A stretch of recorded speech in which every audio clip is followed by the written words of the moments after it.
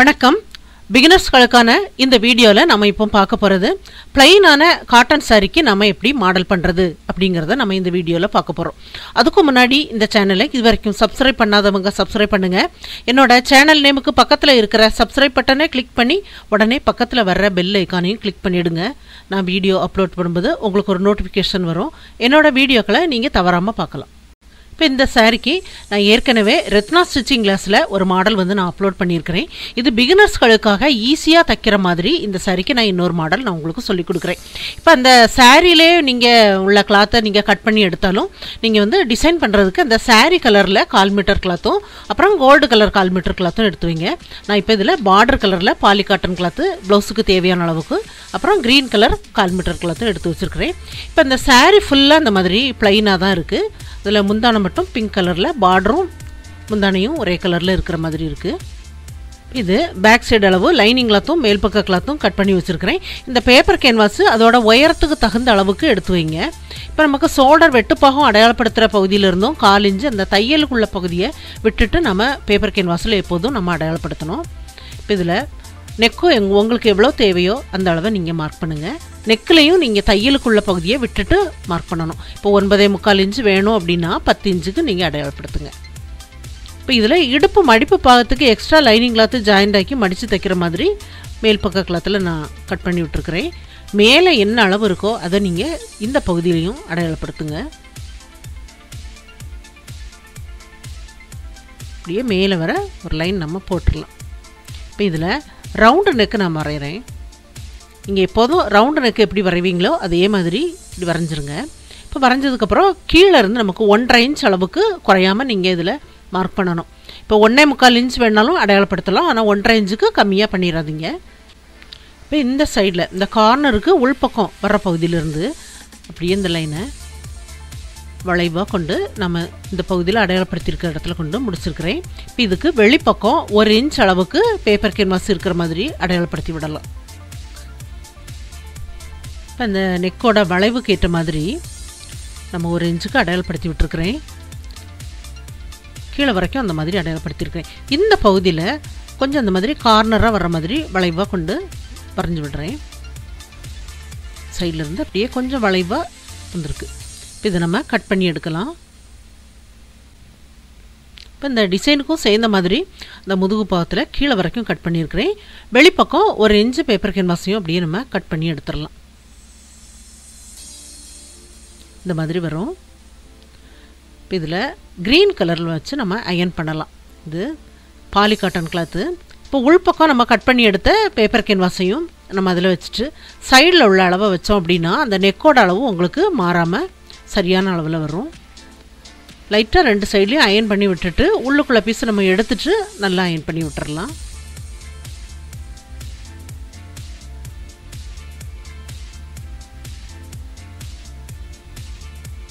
இது மேல் பக்கம் பேப்பர் கேன்வாஸ் அளவுக்கு கட் பண்ணி எடுக்கிறேன். வெளிப்பக்கம் நமக்கு மடித்து தைக்கிற அளவுக்கு கிளாத்தை விட்டு அப்படியே நம்ம கட் பண்ணி எடுக்கலாம். உள்பக்கம் கட் பண்ண வேண்டாம்.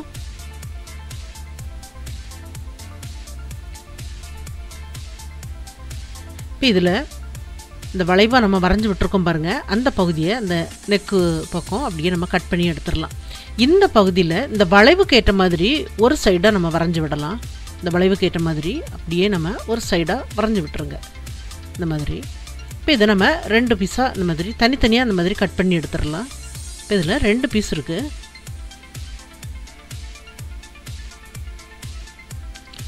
இப்போ நம்ம தைக்கிறத பார்க்கலாம். இப்போ லைட்டாக இந்த கார்னரில் கட் பண்ணி விடுங்க. கட் பண்ணி விட்டுட்டு வெளிப்பக்கம் இருக்கிற கிளாத்தை அப்படியே பேப்பர் கேன்வாஸ்க்கு மேலே மடித்து அப்படியே நம்ம எட்ஜில் ஒரு தையல் தைச்சி விட்டுடலாம்.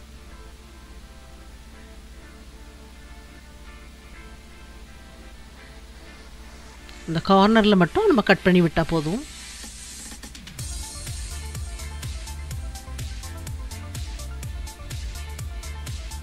இந்த பகுதி வந்ததுக்கப்புறம் அடுத்த பகுதி அப்படியே மடித்து இப்போது ஃபுல்லாக நான் மடித்து தைச்சி முடித்தாச்சு. இதில் பைப்பிங் பண்ணுறதுக்கு கிராஸ் பீஸ் கட் பண்ணி விட்டுருக்கிறேன். கிராஸ் பீஸை அடிப்பக்கம் வச்சு அப்படியே கொஞ்சம் பகுதி அந்த கிராஸ் பீஸ் வெளியே தெரிகிற மாதிரி வச்சு நம்ம அந்த எட்ஜில் தைச்சி விட்டுறலாம். இந்த பகுதியில் அப்படியே அந்த கிராஸ் பீஸ் அப்படியே திருப்பி விட்டுருங்க. மேலே இருக்கிற பீஸ் வந்து நம்ம மடித்து தைச்சிருக்கும் போது எட்ஜில் தைச்சி விட்டாலும் ஒன்றும் ஆகாது. கீழே இருக்கிற கிராஸ் பீஸ் மட்டும் கொஞ்சம் வெளிப்பக்கம் தெரிகிற மாதிரி விட்டு அப்படியே நம்ம ஜாயிண்ட் ஆக்கிட்டு வரலாம்.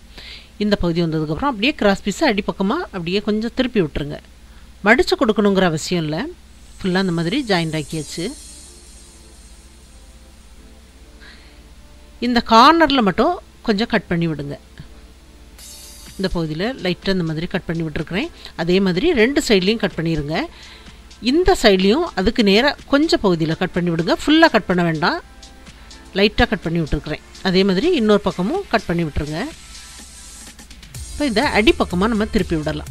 திருப்பி விட்டதுக்கப்புறம் பாருங்கள், இந்த பைப்பிங் ரொம்ப சின்ன சைஸாக நல்லாயிருக்கும். இப்போ தச்சு விடும்போது தையல் பைப்பிங்கில் படாத அளவுக்கு பைப்பிங்க்கு வெளிப்பக்கம் அப்படியே நீங்கள் தச்சு விட்டுருங்க. கொஞ்சம் கொஞ்சம் பகுதியாக அந்த மாதிரி மடித்து விட்டுட்டு தச்சு விடுங்க.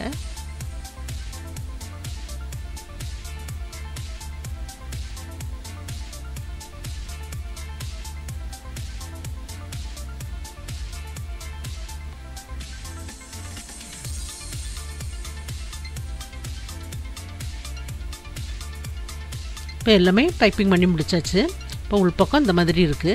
இது கட்டாக இருக்குது பாருங்கள். இது கட் பண்ணும்போது தான் உங்களுக்கு அந்த ஃபினிஷிங் நல்லா வரும். இப்போ இது மேல் பக்க கிளாத்தும் லைனிங் கிளாத்தும் இருக்குது. ரெண்டையும் சேர்த்து வச்சு நம்ம சுற்றி ஜாயிண்ட் ஆக்கி விட்டுறலாம். இப்போ இடுப்பு மடிப்பு பாகத்துக்கு எக்ஸ்ட்ரா லைனிங் கிளாத்து ஜாயிண்ட் ஆக்கி மடித்து தச்சு டாட் ரெண்டும் பிடிச்சி விட்டுருக்குறேன். இப்போ இதை நம்ம 2ஆக மடிக்கலாம். 2ஆக மடித்து இதை நம்ம அடையாளப்படுத்தி விடலாம். இப்போ இந்த பகுதியில் இது உங்களுக்கு சென்டர் பகுதி, இதில் நம்ம அடையாளப்படுத்தி விடலாம். அதே மாதிரி இந்த பீஸையும் நம்ம 2ஆக மடித்து அடையாளப்படுத்தலாம். இதுலேயும் அடையாளப்படுத்திடலாம். இப்போ இந்த 2 லைனும் ஒரே இடத்துல வர்ற மாதிரி தச்சு விட்டுறலாம். இப்போ இதில் கீழே வரைக்கும் கரெக்டாக நேராக வச்சுட்டு அப்படியே நீங்கள் ஜாயிண்ட் ஆக்கிடுங்க. கீழே அந்த பேப்பர் கேன்வாஸுக்கு முன்னாடியே தையல் முடிச்சிடணும். இப்போ இந்த பேப்பர் கேன்வாஸுக்கு உள்பக்கம், கழுத்துக்கு உள்பக்கம் தைக்கிறேன். தையல் பேப்பர் கேன்வாஸில் படாத அளவுக்கு தைச்சி விடுங்க. அந்த வளைவுக்கு ஏற்ற மாதிரி அப்படியே நீங்கள் திருப்பி விட்டுருங்க.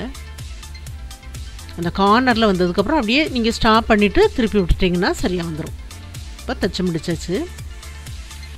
உள்பக்கம் 1/4 இன்ச்சு கிளாத் இருக்கிற மாதிரி விட்டு அப்படியே நம்ம கட் பண்ணி எடுக்கலாம்.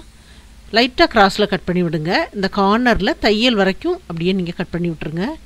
இப்போ கட் பண்ணி விட்டதுக்கப்புறம் அந்த பகுதி அப்படியே நம்ம மேலே திருப்பி விடலாம். இந்த கார்னரில் மட்டும் இந்த மாதிரி ஒரு கம்பி வச்சு கொஞ்சம் இந்த மாதிரி தள்ளி விடுங்க. உங்களுக்கு நல்லா ஷார்ப்பாக வரும். 2 பகுதியும் அதே மாதிரி நம்ம பண்ணி விட்டுறலாம். இப்போ நல்லா வெளிப்பக்கம் திருப்பி விட்டுட்டு இப்போ உள்பக்கம் பார்த்திங்கன்னா அந்த லைனிங் கிளாத்து லைட்டாக தெரிகிற மாதிரி வைக்கணும். லைனிங் கிளாத்து வந்து கொஞ்சம் டார்க் கலர்லேயே நான் எடுத்து வச்சுருக்கிறேன். மேலே இருக்கிற கிளாத்தில் இருந்தும் கொஞ்சம் டார்க் கலரில் இருக்குது. ஏன்னா சாரியில் நமக்கு பார்டரும் அந்த மாதிரி தான் இருக்குது. அந்த பார்டரில் எட்ஜில் கொஞ்சம் டார்க்கான பிங்க்கில் இருக்குது. அந்த மாதிரி லைனிங் கிளாத்து வச்சுருக்கும்போது இப்போ நம்ம திருப்பி விடும்போது ஒரு லைன் தெரியுது பாருங்கள். அது உங்களுக்கு அந்த சாரிக்கு ரொம்ப மேட்ச் ஆகிற மாதிரி வரும். லைட்டாக ஒரு லைன் தெரிகிற மாதிரி மடக்கி விட்டுட்டு நம்ம அப்படியே நம்ம ஜாயிண்ட் ஆக்கலாம். ஜாயிண்ட் ஆக்கும்போது தையல் க்ரீன் கலரில் விழுற மாதிரி அப்படியே தைச்சி விட்டுருங்க. இப்போ சுற்றி நம்ம தைச்சி முடிச்சாச்சு. இப்போ வெளிப்பக்கம் நம்ம ஜாயிண்ட் ஆக்காமல் விட்டுருக்குறோம். தையல் பைப்பிங்கில் படாத அளவுக்கு உள்பக்கமாக ஜாயிண்ட் ஆக்கி விட்டுறலாம்.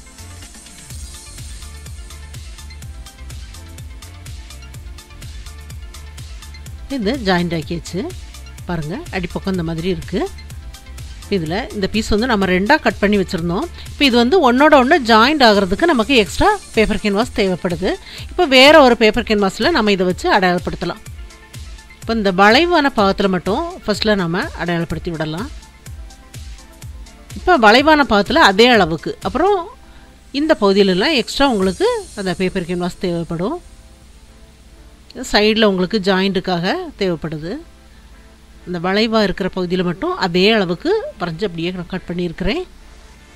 இப்போ அதே மாதிரி நமக்கு சின்ன பீஸ்லேயும் நம்ம கட் பண்ணி வைக்கலாம். இப்போ இதில் ஒரு ஆரோ மார்க் இந்த மாதிரி போட்டு விட்டுருங்க, உங்களுக்கு அடையாளம் தெரியணுங்கிறதுக்காக. இப்போ இந்த வளைவான பகுதியில் இந்த சின்ன பீஸ் வந்து இந்த மாதிரி வரும்.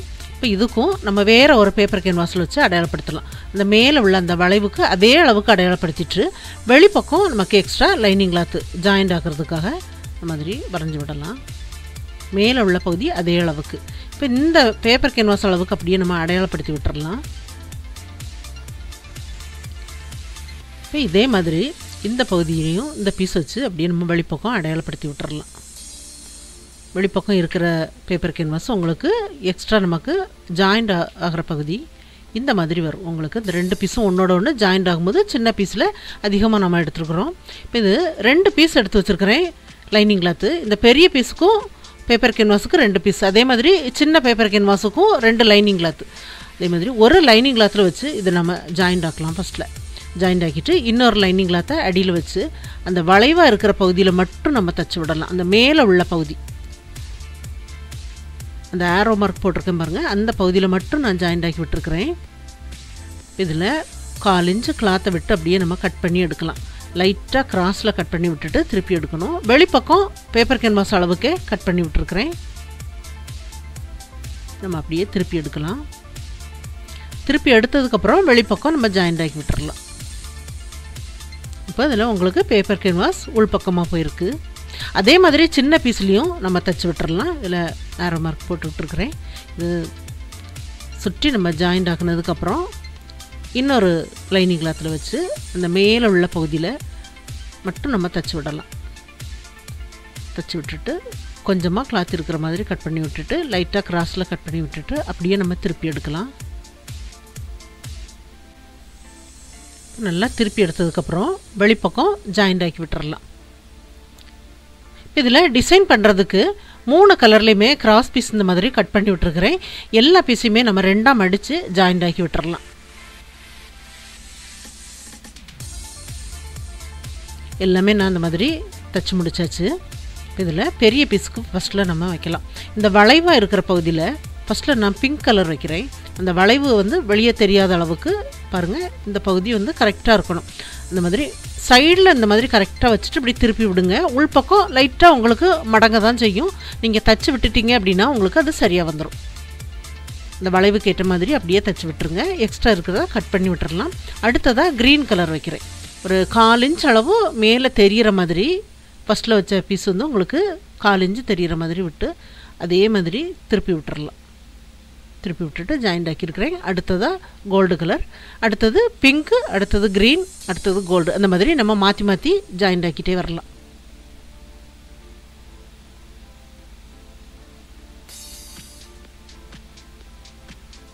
இப்போ எல்லாமே ஜாயிண்ட் ஆக்கியாச்சு. இந்த பகுதியில் கொஞ்சம் ஜாயிண்ட் ஆக்காமல் இருக்குது. அது நமக்கு உள்ளுக்கு போகிற பகுதி தான்.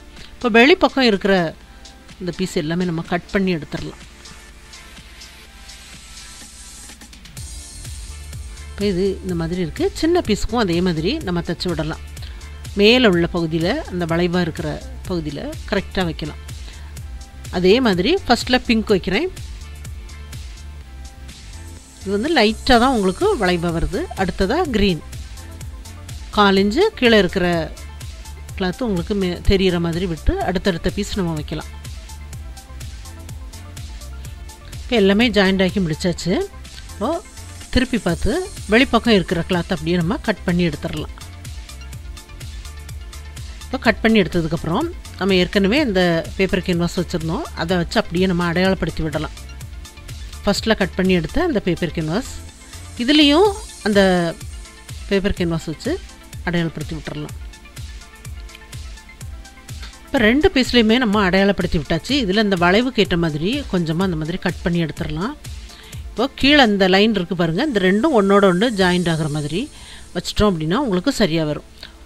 இந்த உள்ளுக்கும் நம்ம ஒரு லைன் இருக்குது பாருங்கள், அந்த சின்ன பீஸில், அதில் இந்த பீஸில் உள்ள கிளாத் வந்து இப்படி வர்ற மாதிரி கரெக்டாக வச்சுட்டு இந்த லைனிங் கிளாத்தில் நம்ம தைச்சி விட்டுறலாம். இதில் 2 தையல் போட்டுடலாம். இது வந்து 2 பீஸும் ஜாயிண்ட் ஆகிற பகுதி. மேலே உள்ள கிளாத்தை அப்படியே தூக்கிட்டு லைனிங் கிளாத்தில் தையல் படுற மாதிரி தைச்சி விட்டுருக்குறேன். இப்போ இதை வச்சதுக்கப்புறம் அந்த ஜாயிண்ட் வந்து உங்களுக்கு தெரியாது. இப்போ சைடில் நம்ம வரைஞ்சி விட்டுருக்குறோம். இப்போ ஏற்கனவே நம்ம தைச்சி வச்சுருக்கிறத வச்சு கரெக்டாக அந்த பகுதி முதுகு பாகத்தில் வச்சுட்டு நம்ம அதில் ஒரு பின் பண்ணி விட்டுறலாம். இப்போ உள்ளுக்கு இருக்கிற பீஸில் உங்களுக்கு அந்த லைன் இருக்கிறதுனால சைடில் உள்ளதை அப்படியே நீங்கள் அந்த லைனில் வச்சுட்டு ஜாயிண்ட் ஆக்கிடுங்க. இந்த எட்ஜில் ஜாயிண்ட் ஆக்கி விடுங்க. ஆரம்பிக்கும் போதும் முடிக்கும் போதும் லாக் ஸ்டிச் போட்டு தைச்சி விடணும். இப்போ இது தைச்சி முடிச்சாச்சு. அடிப்பக்கம் திருப்பி பார்த்து கொஞ்சம் அந்த கிளாத்து உங்களுக்கு இருந்தாலே போதும். எக்ஸ்ட்ரா இருக்கிறதெல்லாம் நம்ம கட் பண்ணி விட்டுறலாம். அந்த தையலுக்கு வெளிப்பக்கம் கொஞ்சமாக விட்டுட்டு அப்படியே நம்ம கட் பண்ணி விடலாம். இப்போ இந்த வளைவாக இருக்கிற பீஸில் எல்லாமே அதே கலரில் த்ரெட் வச்சு நம்ம ஹெம்மிங் பண்ணி விடுற மாதிரி 2-3 இடத்துல இந்த மாதிரி மேல் பக்கம் அந்த த்ரெட்டு தெரியாத அளவுக்கு தச்சு விட்டுட்டிங்க அப்படின்னா அது வந்து உங்களுக்கு நல்ல ப்ளவுஸோட ஜாயிண்ட் ஆகி இருக்கும். மேலே தூக்கி வராமல் நல்லா பதிஞ்ச மாதிரி இருக்கும். எல்லா பக்கமும் அந்த மாதிரி நான் தச்சு முடிச்சிருக்கிறேன். இப்போ நீங்கள் சும்மா தச்சு விடாமல் அதில் ஒவ்வொரு பீட்ஸ் வேணாலும் நீங்கள் வச்சு விடலாம். அந்த மாதிரி வைக்கும்போதும் இது ரொம்ப நல்லாயிருக்கும். இப்போ இது அந்த காட்டன் சாரிக்கும் மேட்ச் ஆகிற மாதிரி, இது ஈஸியாக தைக்கிற மாதிரி, பிகினர்ஸ் எல்லாமே ஈஸியாக தைக்கிற மாதிரி இந்த மாடல் நான் உங்களுக்கு சொல்லி கொடுத்துருக்குறேன். எல்லோரும் ட்ரை பண்ணி பாருங்கள். இந்த வீடியோ பார்த்ததுக்கு நன்றி. மேலும் வீடியோஸ் பார்க்க இந்த சேனலில் மறக்காமல் சப்ஸ்கிரைப் பண்ணுங்கள்.